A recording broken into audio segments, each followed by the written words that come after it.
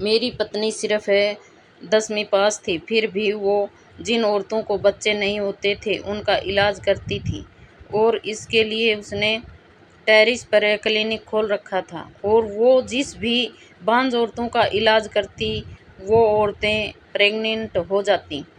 मैं नीचे काउंटर पर काम करता।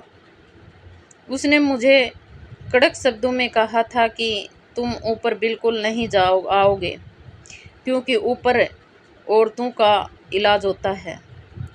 और उसके कहने में और उसकी ये बात मैंने मान भी ली, क्योंकि उसने इससे हमें बहुत पैसा मिलता था। पर मुझे हैरानी इस बात की होती कि टेरिस पर सिर्फ वे औरतें ही जा सकती थी जिन्होंने बुर्का पहना हुआ होता था। मुझे मेरी पत्नी पर शक होने लगा, और एक दिन मैं बुर्का पहनकर ऊपर टेरिस पर चला गया, और सामने जो देखा तो मैं सन रह गया, क्योंकि मेरा नाम सुनील है। हमारी आज की परिस्थिति अच्छी नहीं थी, इसलिए हमारा गुजर बसर बड़ी मुश्किल से होता था। मैं पढ़ा लिखा था, पर मेरे पास नौकरी नहीं थी, इसलिए हमारा गुजर बसर बड़ी मुश्किलों से होता था। मैं पढ़ा लिखा था, पर मेरे पास नौकरी नहीं थी, और मेरी पत्नी सिर्फ 10वीं पास थी।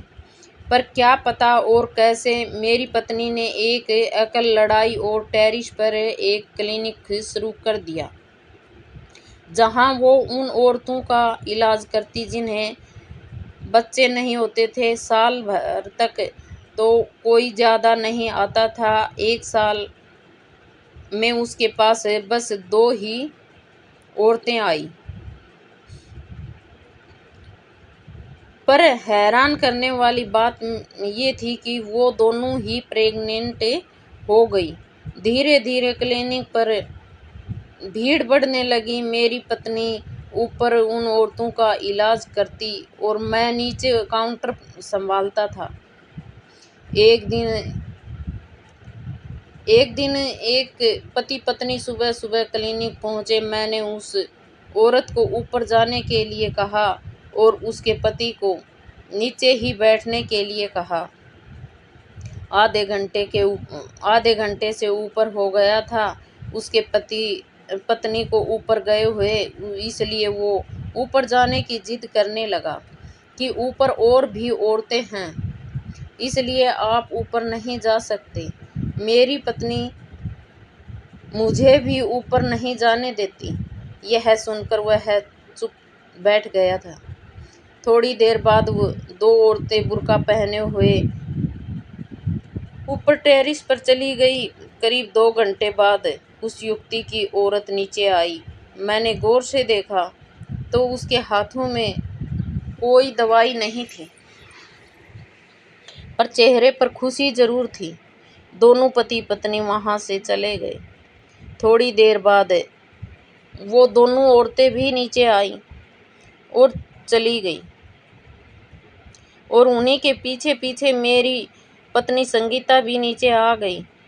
उसने अपने चेहरे से मास्क हटाया और जो हैंड ग्लव्स थे वे डस्टबिन में डाल दिए। उसे देखा तो वह भी हल्की सी मुस्कुराई। तभी मैंने पूछा कि संगीता, तुम सिर्फ 10वीं पास हैं, फिर कैसे इन औरतों का इलाज करती हो?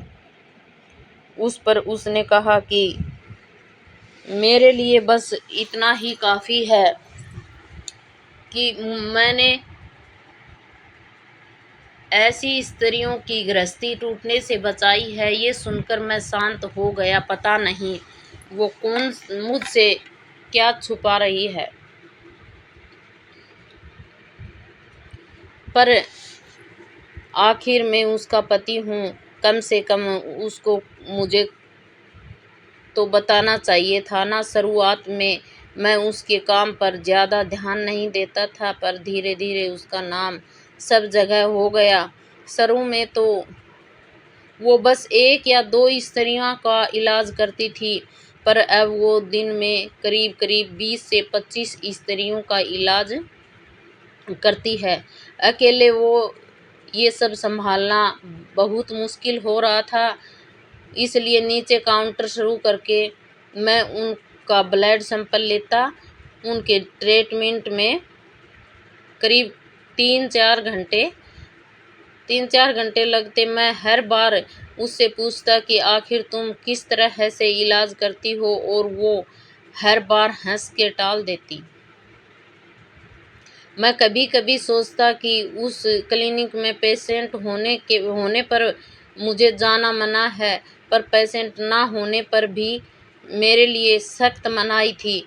मैं अपनी पत्नी से ज़्यादा सवाल-जवाब नहीं कर सकता था, क्योंकि मैं काफ़ी सालों से बेरोज़गार था और उसकी कमाई से घर चलता था।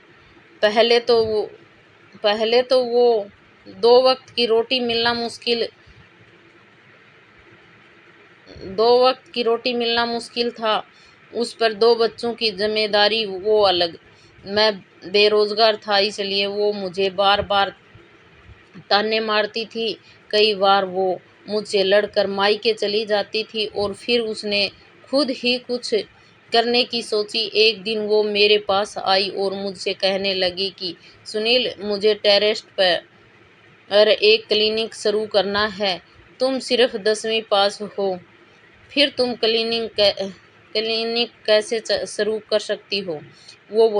बोली वो बोली, तुम चिंता मत करो, जिनके पति बेरोजगार होते हैं उनकी पत्नियां कोई न कोई रास्ता ढूंढ ही लेती हैं। मैं मुंह टेढ़ा करके वहां से चला गया।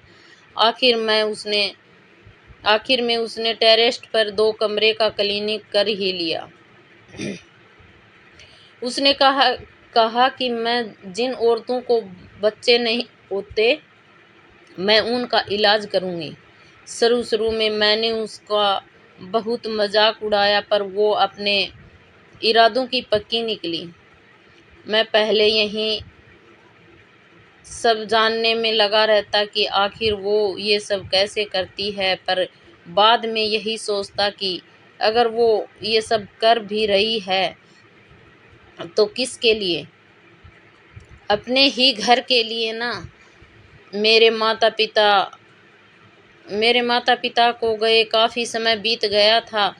मेरी छोटी बहन प्रिया की शादी को 10 साल हो गए थे, पर अभी तक कोई बच्चा नहीं था, जिसके कारण उसका पति उसे बहुत परेशान करता और दूसरी शादी करने की धमकी देता। मैंने अपनी बहन के बारे में संगीता से भी बात की, पर उसने अनसुना कर दी। खैर, इसके पीछे कारण भी था। शादी से पहले प्रिया ने अपनी भाभी का बहुत तिरस्कार किया, उसे ननद के रिश्ते के नाम पर बहुत अधिक परेशान किया। मैं भी कई बार अपनी बहन की बातों में आ जाता था और संगीता पर हाथ उठा देता, पर यह संगीता को अच्छी तरह से याद था और शायद इसलिए वे प्रिया का इलाज करने के लिए बिल्कुल भी तैयार नहीं थी। संगीता का क्लिनिक बहुत अच्छे से चल रहा था। हमारे पास काफ़ी पैसा आ गया था, पर कभी-कभी मैं रात भर यही सोचता रहता कि आखिर संगीता कैसा इलाज करती है, और मुझे नींद तक नहीं आती। एक दिन एक बूढ़ा आदमी आया। मैंने उसे नीचे सोफे पर बैठने के लिए कहा और उसकी पत्नी को ऊपर भेज दिया। थोड़ी देर बाद वही 2 औरतें बुर्का पहने हुए आई और मैंने उन्हें ऊपर जाने दिया। पता नहीं इन 2 औरतों को क्या परेशानी थी जो संगीता दूर नहीं कर पा रही थी, क्योंकि वे दोनों रोज क्लिनिक आती थी। 3-4 घंटे के बाद वो औरत नीचे आई और उसी के पीछे पीछे वो 2 औरतें भी नीचे आ गई। वो औरतें जल्दी से वहां से निकलने की तैयारी में थी, तभी मेरी नज़र उन दोनों में से एक के पैरों में पर पड़ी। मुझे थोड़ा शक हुआ क्योंकि उसने आदमी की चप्पल पहन रखी थी। मैंने उससे कहा, आप दोनों कई दिनों से यहाँ आ रही हैं। आपकी जो कोई दिक्कत है वो दूर हुई या नहीं? तभी उनमें से एक औरत बोली, हम यहाँ औरतों का इलाज करने आती हैं। तब मेरी समझ आया कि उन औरतों का इलाज ये दोनों करते हैं और नाम संगीता का होता है, पर मुझे क्या लेना देना था उसने। उतने में मेरी बहन प्रिया का फ़ोन आता है और रोते रोते कहती है, भैया कुछ भी करो पर भाभी को समझाओ कि वो मेरा इलाज करे, नहीं तो मेरे पति मुझे तलाक दे देंगे। मैंने उसे बहुत समझाने के बाद फ़ोन रख दिया और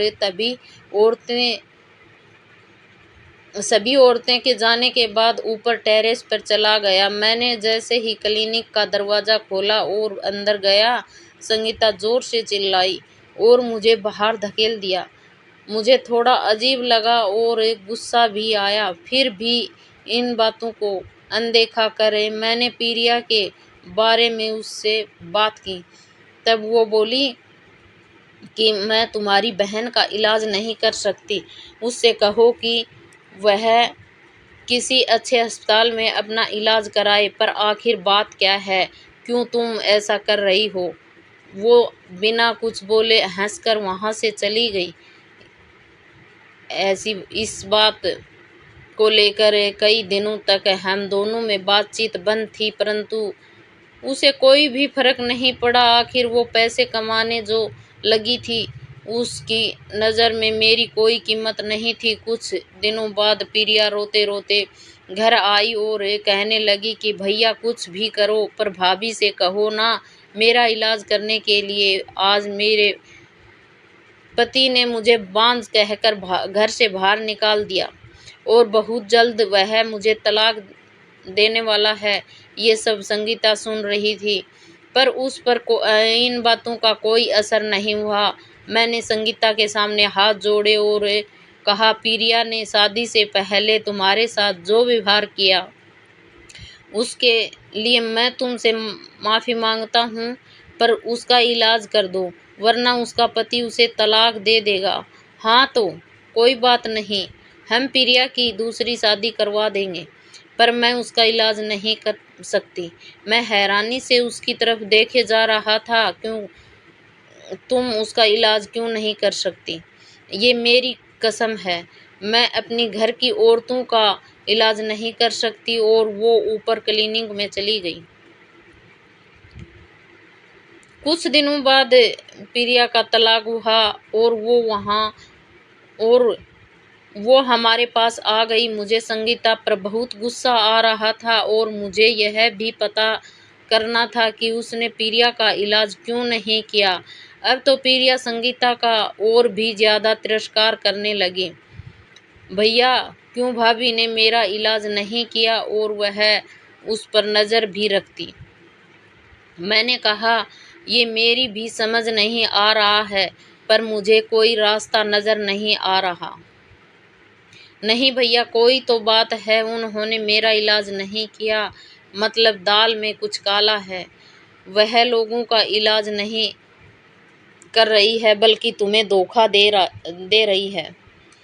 पर तुम्हारी आंखों पर तो पट्टी बंधी हुई है। कल तुमने उस बुर्का पहने हुई औरत को देखा तो वो औरत नहीं आदमी है। जब भी कोई औरत इलाज कराने आते हैं तो तुम काउंटर पर उसका ब्लड सैंपल लेते हो, तभी वो दोनों औरतें आती हैं।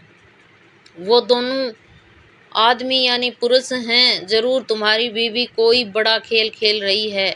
प्रिया ने जो कुछ बताया था उसको सुनने के बाद मेरे मन में भी शक आ गया।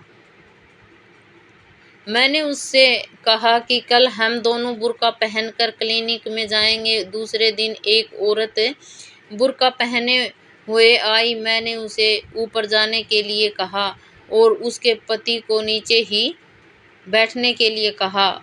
उतने में ही मैंने प्रिया को फ़ोन फ़ोन कर बुला लिया और हम दोनों बुर्का पहनकर ऊपर पहुंच गए। संगीता का क्लिनिक बहुत बड़ा और बहुत सुंदर था। इलाज के लिए आई हुई औरत शांत बैठी हुई थी। जब हम दोनों अंदर गए तो संगीता को लगा कि हम दोनों वही दोनों औरतें हैं जो इलाज करने के लिए आई हैं। संगीता बोली, अच्छा हुआ तुम दोनों जल्दी ही आ गई। ये फाइल लो और इसका नाम लिखो।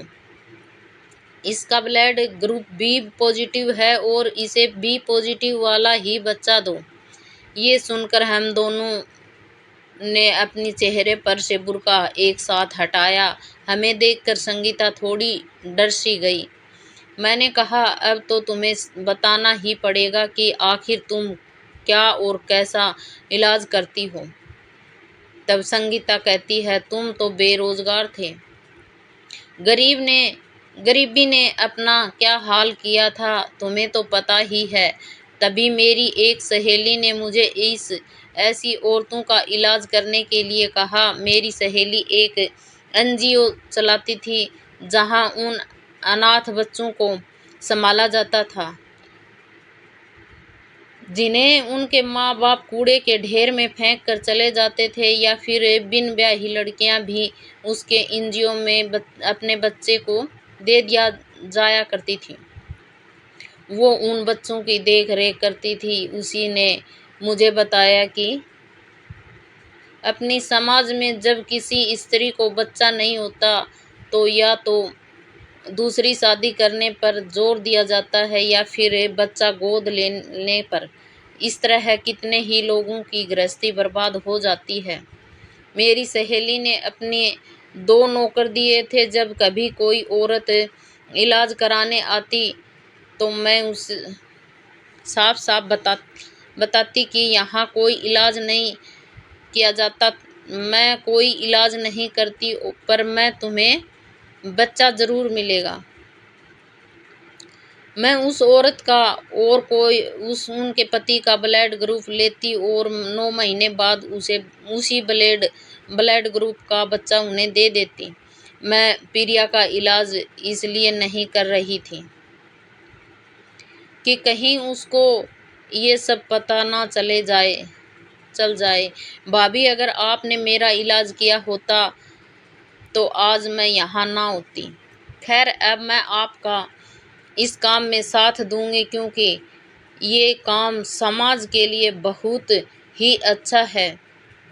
इस तरह से जो बच्चे अनाथ थे उन्हें माँ बाप मिल जाते हैं और जिन्हें बच्चा नहीं होता उन माँ बाप की भी गोद भर जाती है और इस तरह से कितनी ही स्त्रियों की गृहस्थी बर्बाद होने से बच जाती है और इस तरह से कितनी ही स्त्रियों की गृहस्थी बर्बाद होने से बच जाती है।